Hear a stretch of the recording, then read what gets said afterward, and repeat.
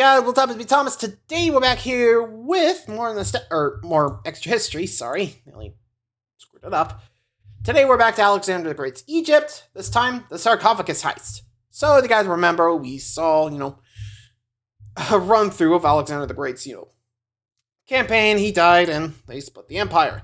And now Ptolemy is planning to steal the sarcophagus to basically claim that he's the rightful heir of his empire. Or at least I think.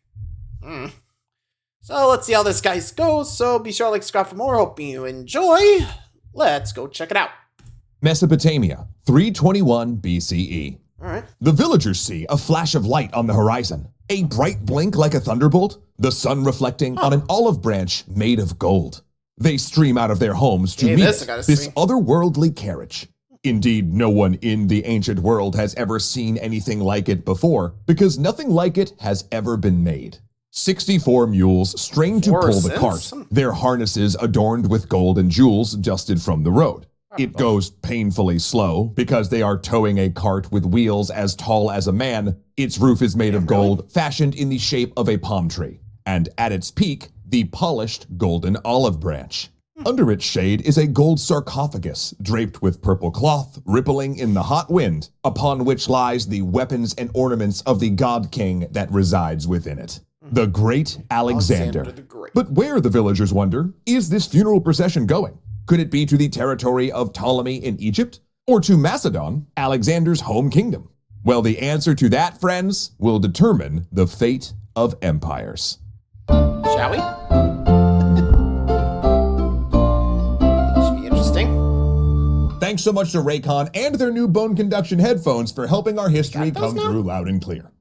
Just before Alexander the Great died, as his generals, closest companions, and family gathered around him in his palace at Babylon, one of his last acts was to give his signet ring to his general, Perdiccas. However, though Perdiccas was a renowned cavalry commander who had the support of the army, he was not intended to be Alexander's successor. Oh no, because Alexander already had heirs. His favorite wife, Roxana, was 6 months pregnant with their first child, and if that baby was a boy, he'd have a direct successor. Meanwhile, Alexander's half-brother, Philip III, was another option, but he was intellectually disabled. While respected as a figurehead and treated well, he had never been trusted with real power and was likely to be a puppet king. Add to that the fact that Alexander was already mute from illness when he gave Perdiccas the ring, so his exact intentions were unclear. But it is generally assumed, both now and then, that Perdiccas was being designated as an executor to sort out both succession and the empire. Basically, he'd been made trustee of the most complicated estate sale in history. After all, we're talking about the largest empire of the classical world. And in addition to Alexander's brother and unborn child, there was also his mother and a number of sisters whose marriages could give various commanders claim to the throne. These claimants to Alexander's legacy, his generals, friends, and family, will come to be known as the Diadochi, the successors. And real talk, they are all itching to either divide the spoils or roll the dice and try to claim it all. So, days after Alexander's death, Perdiccas convened a conference that would come to be known as the Partition of Babylon that would attempt to answer who would rule the empire and how they would govern it. This conference was not without strife. In fact, some sources claim this first council had to disband briefly, as the army's infantry commander led a mutiny and besieged the palace, attempting to crown Philip III. In the chaos. Well, yeah, I mean, considering the size of it, there's got to be a lot of wealth under Alexander the Great's name. So, no wonder everyone's either trying to split it or just try to claim it for themselves. I mean, who wouldn't? And as we can see here, it looks like Ptolemy is, well, as we said earlier, about to try to steal the body. I guess with him, it's a symbol of power, succession. Anyway, move on. Ptolemy had to rally a guard around Alexander's body, while Perdiccas fled an assassination attempt and rallied the cavalry to crush the rebels before reconvening. As a result of the uprising, Perdiccas struck a bargain with the army faction who'd supported Philip III. Alexander's brother would indeed be king, just without any true political power, and would reign until Alexander's child was born. Because should that child be a boy, They would then name him Alexander IV and install him as co-ruler of the empire. For what it's worth, this gamble paid off, as Roxana did indeed deliver a boy. And meanwhile, Perdiccas would rule as regent. Yet despite all that drama, the second part of the council was actually trickier.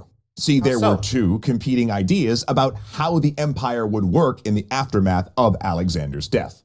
One, which Perdiccas seems to have championed, would leave the empire intact as a unit, held in trust to be governed by Alexander's line.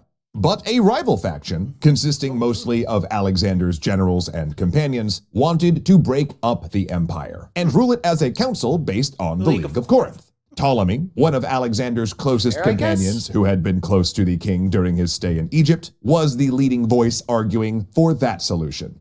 And Perdiccas likely suspected that Ptolemy fancied becoming a divine king himself. Yet there was no other option. The empire was simply too big to administer fully from the center. So, after extracting promises that these men would serve as governors, not kings, and swear to act under the orders of both he, Philip III, and the future Alexander IV, he doled out the satrapies. There also seems to be some kind of division of treasure, particularly the vast treasury of the Persian Empire.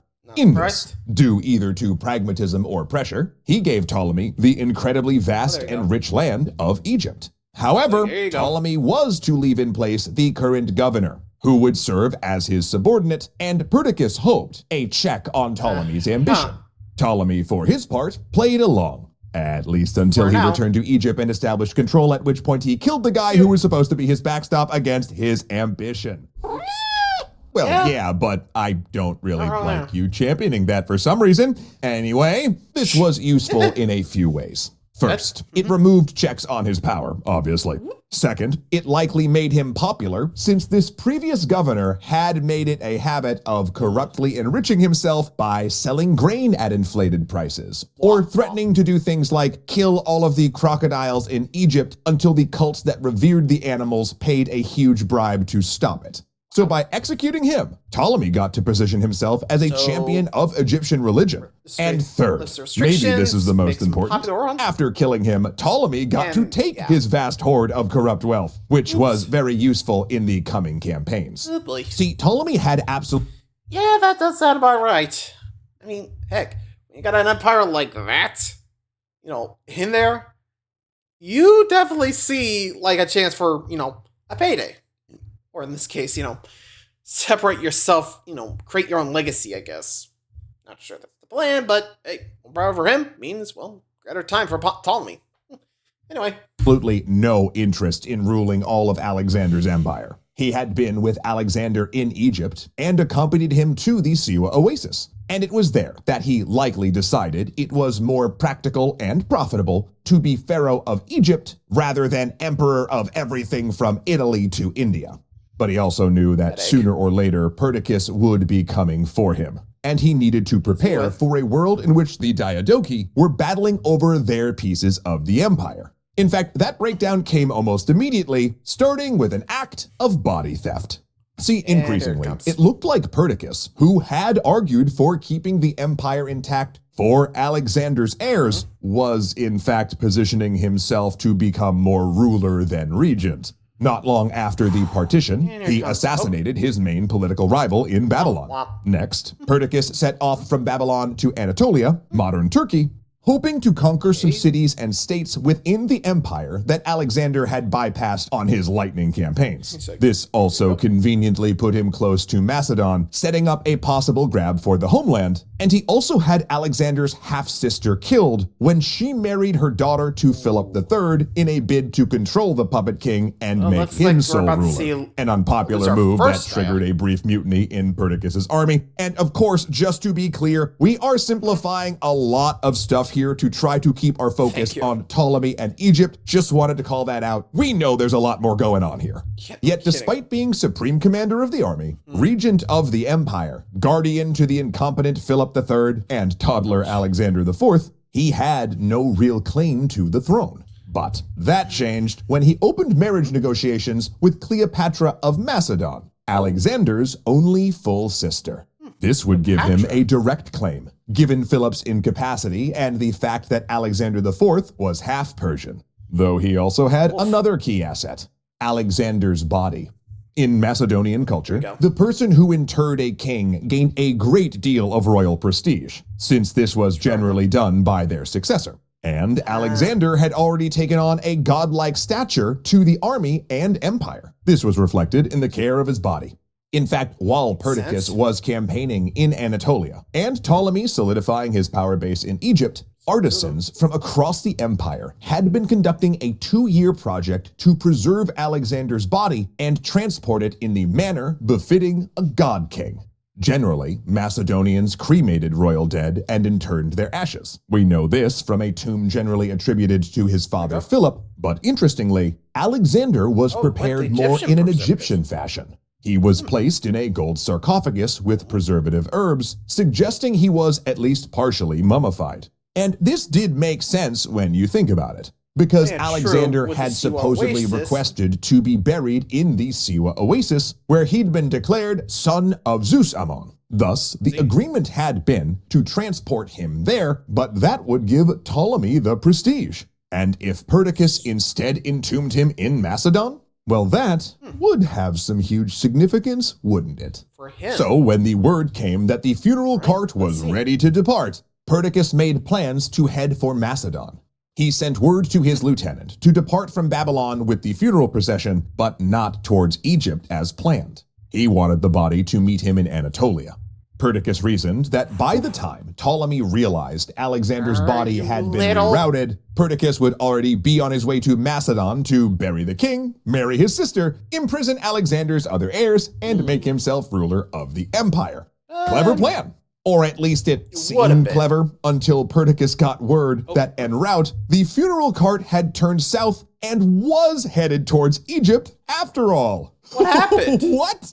Yeah, turns out Ptolemy had made the lieutenant a double agent. While conspiring with Perdiccas to bring Alexander to Anatolia, the officer had privately made a deal with Ptolemy to bring the cart to Egypt as originally intended. Okay, but you know what? There was still time to catch it, because the cart was essentially a tomb on wheels and traveled at a glacial pace given the hard roads, heavy load, and crowds emptying their villages and towns to gawk at the wonder. So? Fair, I guess? But still, the fact that, jeez, what are the odds? Like, if Ptolemy did not have that double agent, he wouldn't, I don't think he would have gotten the body. Though, begs the question, how much you guys want to bet that by the time Ptolemy learned about this, or at least when Perdiccas here learned about the switch, I think $5 says Ptolemy's already gotten the body, buried it, and just like, I'm king now. Perdiccas is a, traitor. I don't know. That's how I'm guessing this is going, but hard to say.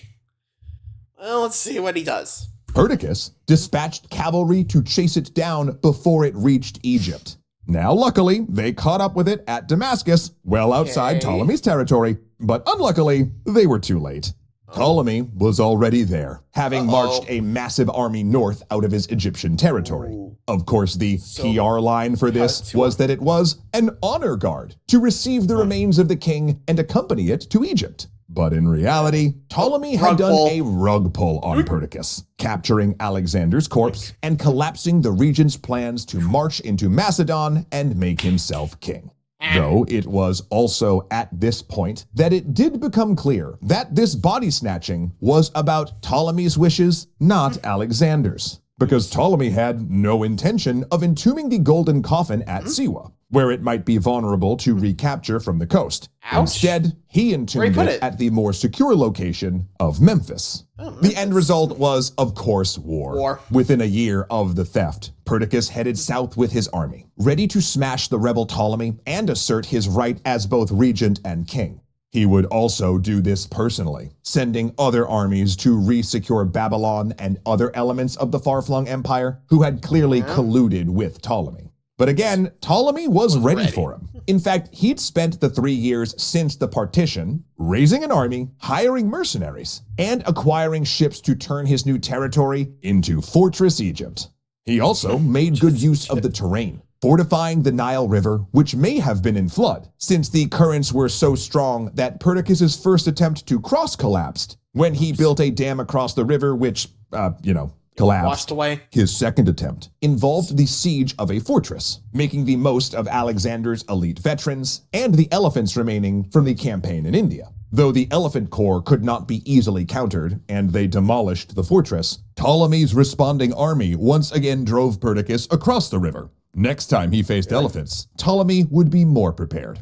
Despite arriving with overwhelming force, Perdiccas had lost twice, and some of his commanders were starting to get itchy. They were also probably getting messages from Ptolemy offering huge payoffs to switch sides, which is why in summer of 320 BC, 3 commanders entered Perdiccas' tent. Yes. Backing up a bit, it had been a bad day. Perdiccas had made another attempt to cross the Nile at a ford, this time with the idea of using elephants standing upstream as a sort of living dam. This did work brilliantly at first, with 2,000 men making it across and beginning to marshal on the opposite bank. That's what the way But it brought as them. the elephants shifted their feet, stirring up the bottom and sinking deeper into the silt, the strength of the current increased until the river was no longer fordable, stranding the 2,000 in front of Ptolemy's marshaling army.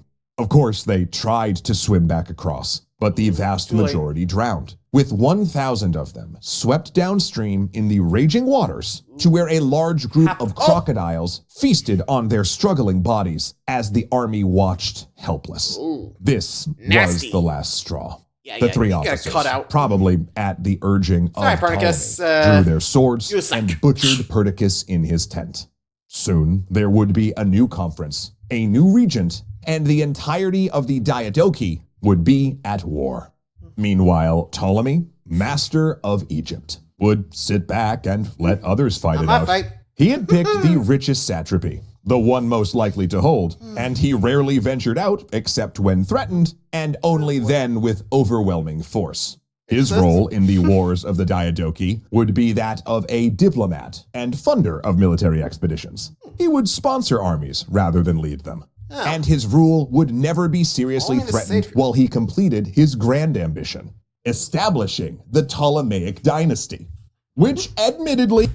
Yeah, that's definitely something. You gotta give Ptolemy credit. He knew his plays, and he played them well. And too bad for Perdiccas. He got played out. Ouch. Anyway, thanks for watching, guys. Hope you enjoyed that one. Till next time, adios.